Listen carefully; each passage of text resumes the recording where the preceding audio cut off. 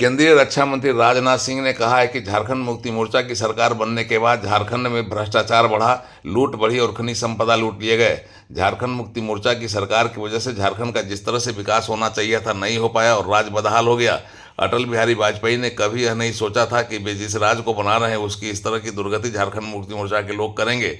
रक्षा मंत्री ने अपने भाषण में झारखंड मुक्ति मोर्चा पर लगातार हमला किया और कहा कि भ्रष्टाचार का यह आलम है कि मंत्री के पीए के घर से नोट पर नोट मिलते जा रहे हैं। राजनाथ सिंह बोकारो में चुनावी सभा को संबोधित करने आए थे। राजनाथ सिंह ने कहा कि रामलला अपने महल में आ गए हैं और राम राज भारत में आकर रहेगा। उन्होंने यह भी कहा कि यदि उनके लोग भी भ्रष्टाचार में लिप्त पाए जाएंगे तो उनकी जगह घर में नहीं, उनकी जगह जेल में होगी। रक्षा मंत्री ने भारतीय जनता पार्टी को देश की सबसे विश्वसनीय पार्टी बताया और कहा कि जो वादा करती है वह निभाती है। जहां तक बोकारो का जहां तक बोकारो का प्रश्न है, केवल भारत में ही नहीं बल्कि सारी दुनिया में बोकारो स्टील के लिए जाना जाता है तो धनबाद या कोयले के लिए जाना जाता है। झारखंड में यह पूरी मान्यता सारे देश में ही नहीं है बल्कि पूरे सारे विश्व में। खनिज संपदा की दृष्टि से सबसे धनवान राज्य यदि कोई है तो उसका नाम है उसका नाम है झारखंड। लेकिन बहनों भाइयों, यहां से झारखंड मुक्ति मोर्चे की सरकार आने के बाद इस तरीके से भ्रष्टाचार बढ़ा है, इस झारखंड का जिस हद तक विकास होना चाहिए वह आज तक नहीं हो पाया है।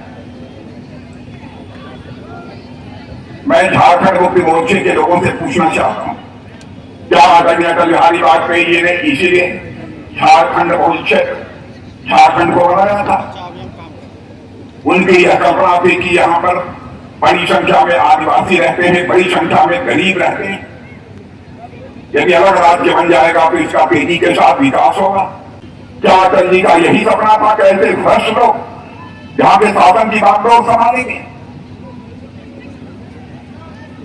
मुख्यमंत्री की बात को छोड़िए, मुख्यमंत्री के पीएफ के पास नोटों की गड्डियां मिल रही हैं, उनके सहयोगियों के पास नोटों की गड्डियां मिल रही हैं।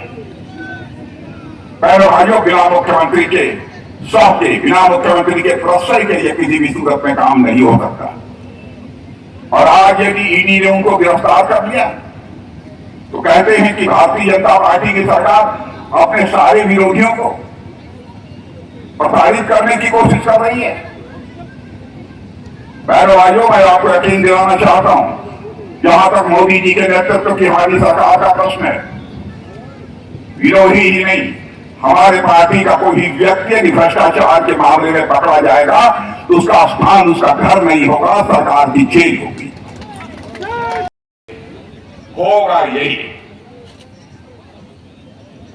रामलला अपनी झोपड़ी अपनी कुटिया से निकलकर अपने महल में पहुंच चुके हैं। भारत में राम राज्य का आगाज होकर रहेगा, दुनिया की कोई ताकत नहीं।